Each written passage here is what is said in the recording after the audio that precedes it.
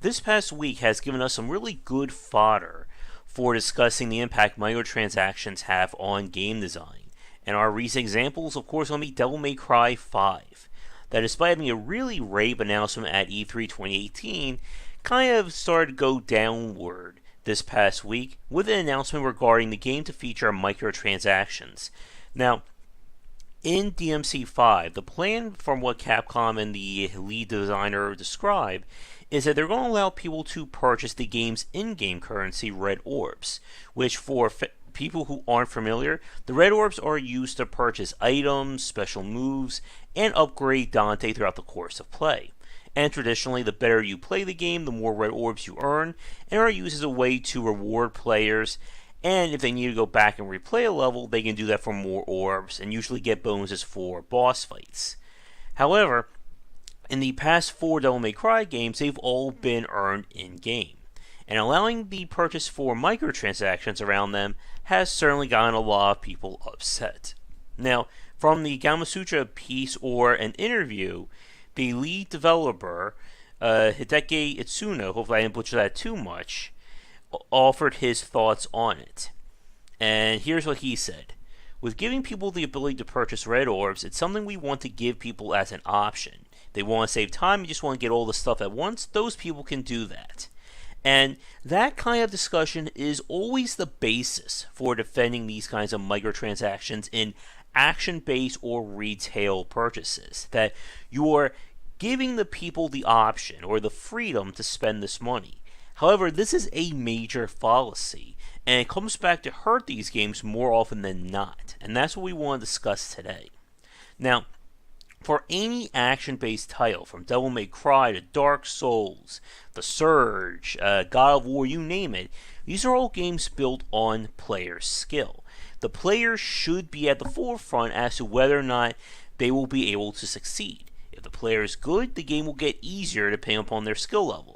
If they're suffering or they're not doing as well, they're going to have to, and unfortunately I have to say that quote, get good in order to keep going. And it's always a very interesting discussion whenever we talk about either games that offer modes for lesser skilled players or having those options in their games. For instance, we can talk about Cuphead and how a lot of people felt the easy mode was pretty much just a band-aid fix. Of course, arguments about having difficulty settings in a Dark Souls games, and even stuff like having the kind of the level skip, or kind of disguising the level skip in the Nintendo games, such as recent Mario entries. Now, the idea of having monetized cheats or monetized skips, however, is when things start to break down. And we'll have some game footage in a few minutes to go as a backdrop. But the problem that comes whenever you have microtransactions in an action-based game is that it always muddies the perception over the quality of the game. The quote that I said about a minute ago about giving players the options to unlock these things quickly, it creates a backlash because the game should be enjoyable to play. And this is when we start to see a lot of these issues with microtransactions as a way to skip or enhance a game. That the game should be good enough on its own merits. And whenever you start throwing these options, whether it's quick fatalities in Mortal Kombat, allowing people to just buy in-game currency, you start to think, how was this game skewed against the player to offer that amount? Because as we've seen and as we'll see in the future, anytime you have to offer a microtransaction option, it gets in the way of the main gameplay. Because if it doesn't, then there's no point. With Battlefront 2 last year and the backlash EA faced, a lot of people found that it was just skewed completely against the player experience to be able to unlock any of the additional content, and more importantly, the in-game abstraction for those star cards to get powerful enough to contend with other players, especially other players who have already spent that money. And that's a major part about this from a multiplayer point of view. That yes, giving players the freedom to spend may sound great, but what about the players who don't want to spend? How does the experience get ruined for them? And we saw this with Activision patenting the idea that to matchmake people who spend money with those who don't, to kind of convince them that it may be worth it to spend that $5.99 or $10.99 or whatever. Now, going back to the idea of paying for cheats or skips, again, the quality of the experience should be first and foremost. And even if by, the stars have aligned and everything is perfect, that your game is not balanced with microtransactions, the perception will be that it is. And anytime the player gets stuck or feels the game being frustrated, their brain is going to go back to the fact that, hey, this game lets me just buy items or let me skip things. So why is this game being this frustrating? Well, it's because they're trying to make me spend that money. Now, with that said, let's get to some game footage of Devil May Cry 3 as a backdrop, as we'll discuss kind of the difference in perception between something like what Nintendo does and when there is a price tag attached to progress.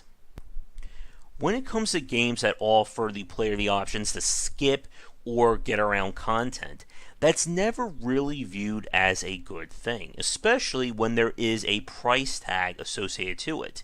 And it kind of is viewed by myself, I think by a lot of gamers, as the developers just throwing their hands up in there and going, well, we don't know how to balance our game, so let's just let you skip through it, but at an additional cost.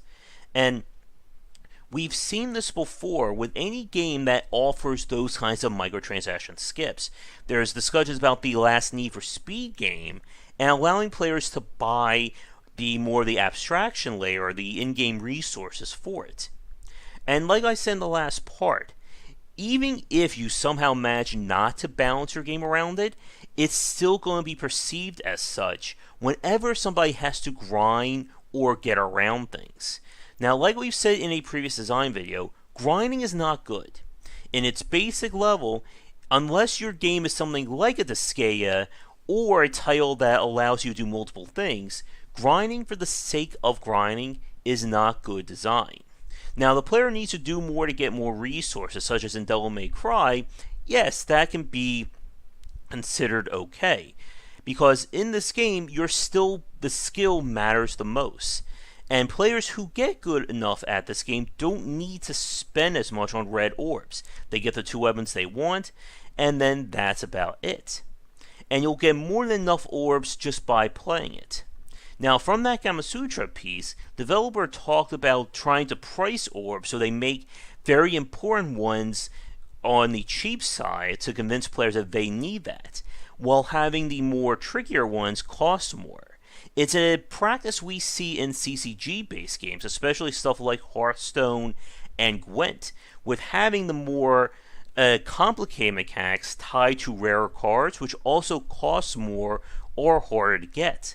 But the problem is that that's in an abstracted game, not in an action-based one like Devil May Cry. Now, another point that I want to bring up, and one we were just mentioning, has to do with Nintendo. Over the last few years, Nintendo has been trying to make their games more accommodating to everybody, regardless of their skill level.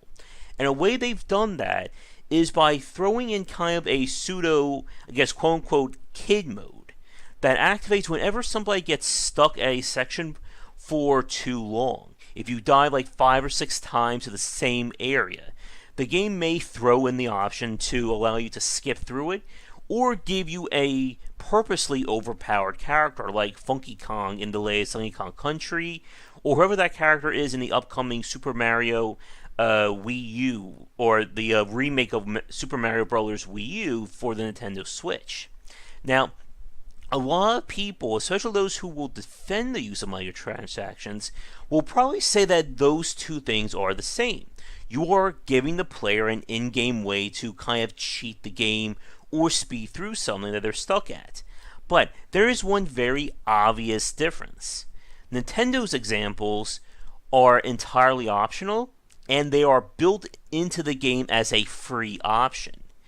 To put it another way, when people or when developers allow you to buy currency or buy ways to speed through a game, that will be akin to the movie or the DVD manufacturer allowing you to fast forward through a movie, but it costs $5.99 per movie to do so. And As you can probably guess by that description, that sounds very horrible. And it just muddies and ruins the perception of that experience. Now, too often, the game space itself can be balanced around this. We saw this to some extent with Borderlands and allowing players to have those golden keys, but again, it was such a limited part of the game that it didn't really matter that much, and the game gave you so many of those keys to begin with. With something like Devil May Cry 5, and I'm sure most fans are going to naturally assume that we're going to see orb costs balloon. And while Capcom will probably defend it and say that they're not going to do it, I'm going to bet that they are. And even if they don't, it's still going to be perceived that way, and that's the problem. And I'm curious again, probably most of you watching this are going to agree with me that you're not a fan of this. But is there any way to make this seem right? I just don't see it that way. Whether it is from For Honor, Shadow of War, Devil May Cry 5, and I'm sure there are many more examples, that whenever you allow players to skip content, you're not enhancing your game. You're just admitting that there's bad parts of it that you don't know how to get rid of them without having a microtransaction option. And as we said before, the concept of fun pain certainly exists here. But with that said, we're going to wrap things up for today's Critical Thought. And thank you so much for watching. Be sure to check back for daily discussions on game design here and on Game Wisdom, where we examine the art and science of games. Until next time, have a good day. Before we get to the credits, just a quick shout out to the supporters over on patreon.com/gwbycer. Thank you so much for watching this video. If you enjoyed it, be sure to check back for our regular streaming, most nights at 9:30, 10 EST, and you'll find a schedule linked down below. For a collection of my writings as well as audio casts on design, you'll find that at game-wisdom.com. Be sure to follow me on Twitter at GWBycer. If you're interested in hanging out and talking about game design topics, we have a Discord channel with the basic tier open to everybody, and that is linked down below as well. If you'd like to support us on Patreon, it is at patreon.com/gwbycer. Your support can help to keep things going and growing, and you can earn rewards such as ad-free versions of our talks, votings for our specific Let's Plays and grab bag streams, and more. But that's it for now. Thanks again for watching. I hope you come back for more great discussions on design here and on GameWisdom.com, where we examine the art and science of games.